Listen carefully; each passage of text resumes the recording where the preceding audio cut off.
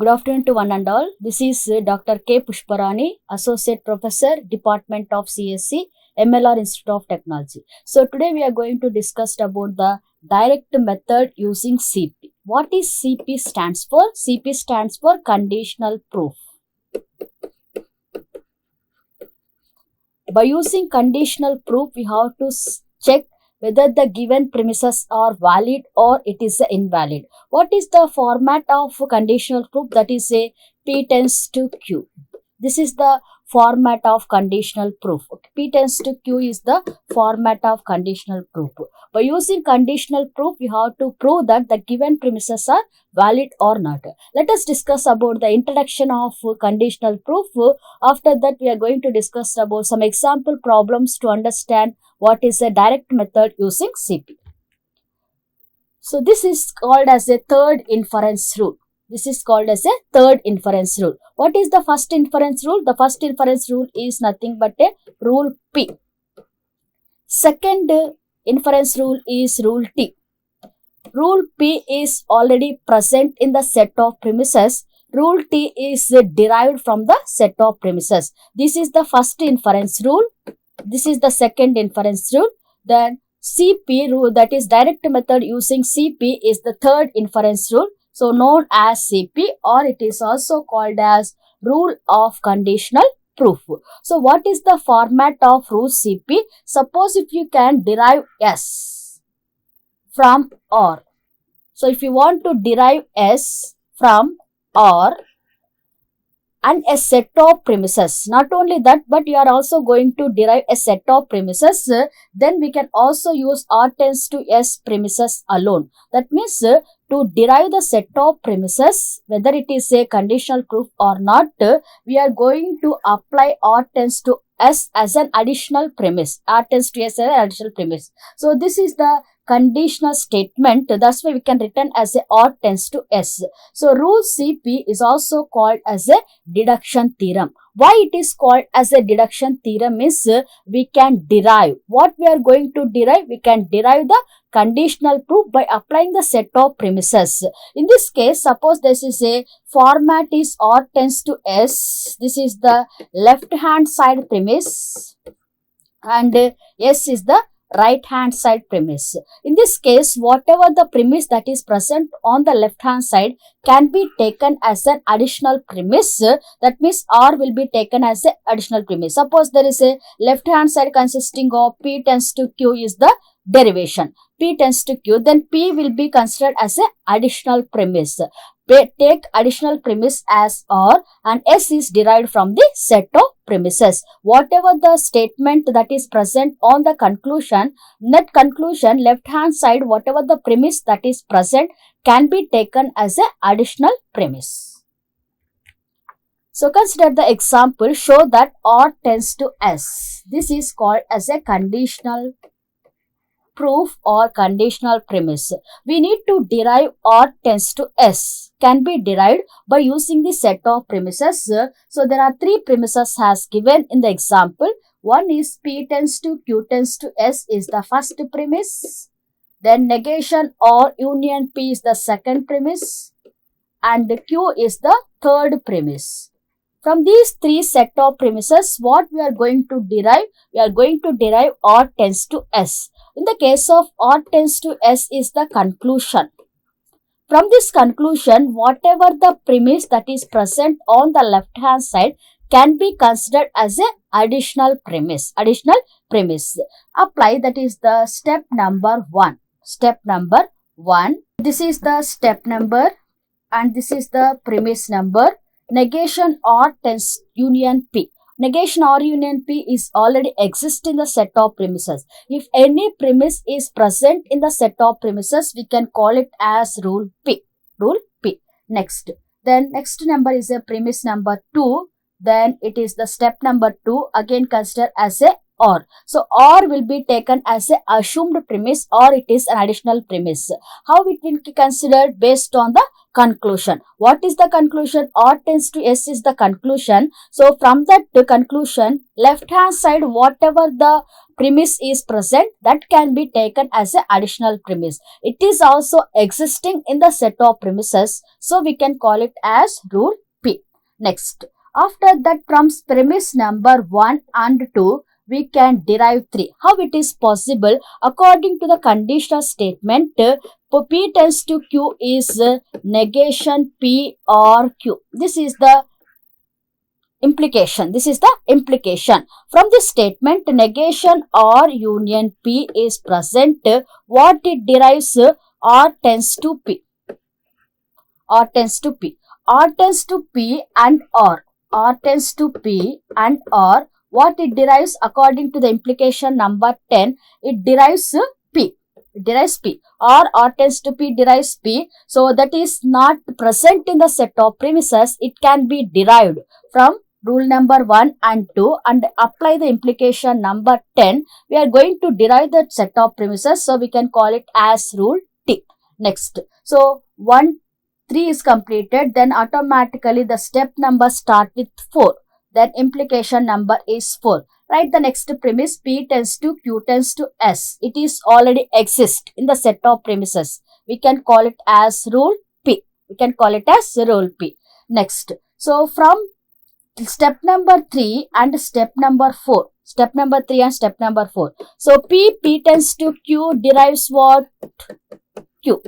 Like that P, then P tends to Q tends to S. Derives what? This can be considered as a P. This can be derived as a Q. What is the leftover premise here? Q. What is there in the place of Q? Q tends to S. So this is 1, 2. That is the premise number 1, 2. This is present on the 4. 1, 2, 4. What you are going to derive? Q tends to S is derived. So it is not present in the set of premises. It can be derived. It can be derived. So we can call it as rule T. From where it is derived, then the step number 3 and 4, implication number 11, Q tends to S is derived. Next, again 5 is completed. Next, take the premise number as 6. What is the next leftover premise here? Q. So P tends to Q tends to S is already used. Negation or union P is already used.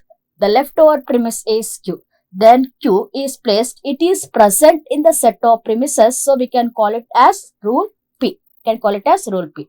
Then according to the same formula, conditional statement, P tends to Q derives what? Q.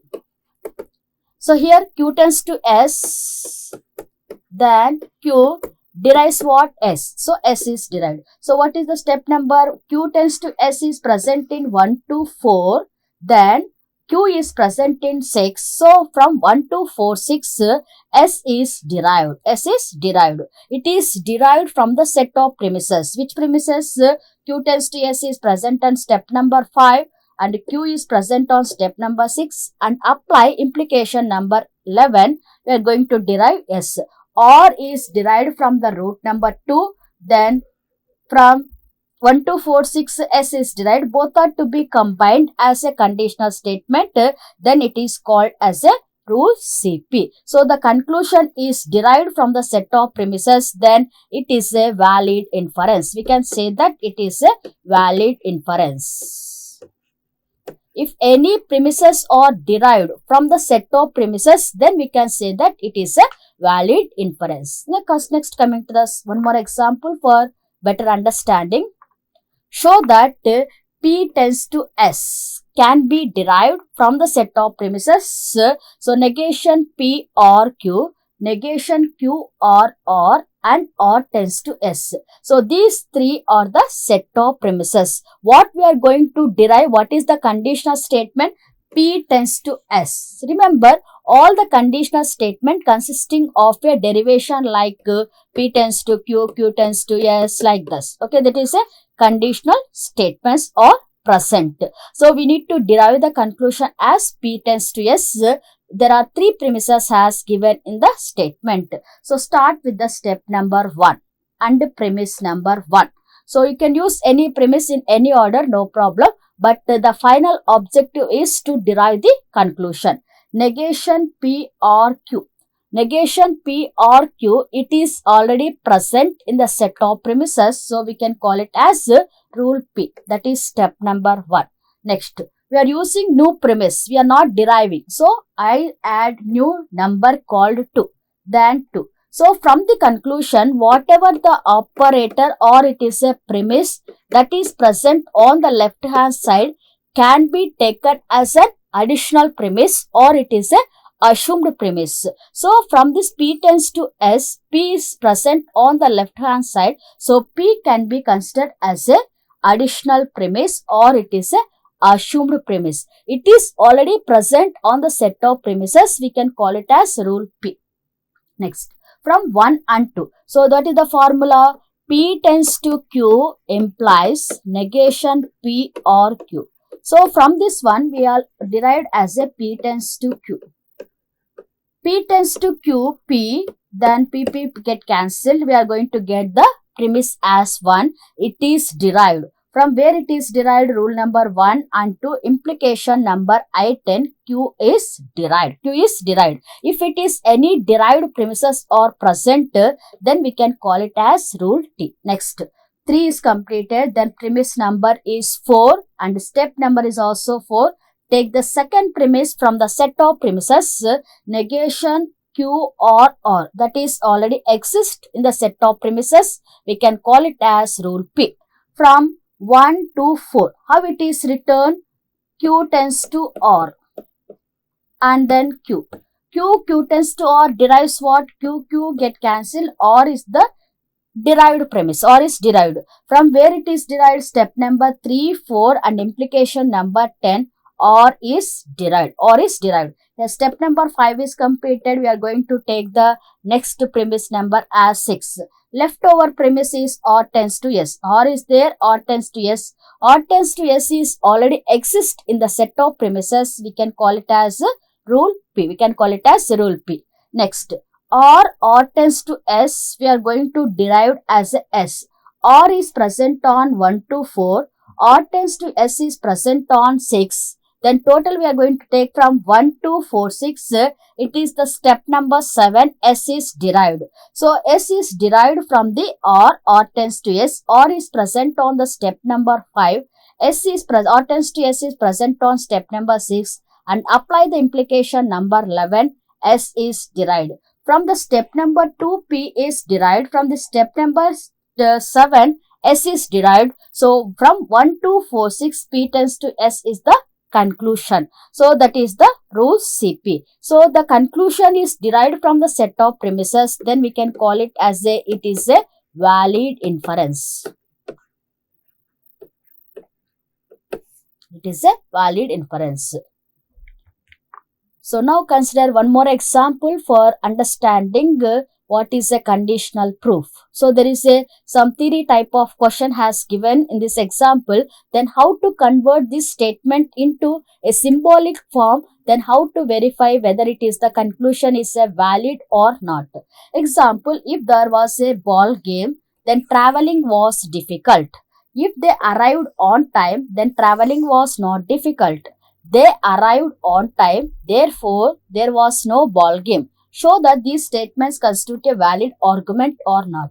First of all, we need to convert these statements into a symbolic form. For that, we are going to consider some variables. That variables are capital letters. So, we are going to take it as 3 capital letters, P, then Q, then R. What is P? So, there was a ball game. This notation or statement is represented by using the notation called P. Next, traveling was difficult. Traveling was difficult. This statement can be represented by using the notation called Q. They arrived on time. That is the statement is represented by using the notation called R. Now, we need to converting these notations into a statement form by considering the above conversation. If there was a ball game, if then is represented by using the arrow mark. If there was a ball game is P, Then traveling was difficult. Traveling was difficult is Q. Then the first statement, if there was a ball game, traveling was difficult, is written as P tends to Q. If any statement consisting of if, then we can use the conditional statement or arrow mark, single arrow mark. Next, if they arrived on time, what is the symbolic notation for arrived on time? That is or. Then traveling was not difficult. There is a one notation or statement called not. Not is nothing but a negation. So we are going to take traveling was difficult is represented by Q. Traveling was not difficult is represented by negation Q. The second statement is written as or tends to negation Q. So they arrived on time. They arrived on time. So what is the conclusion? They arrived on time is the or.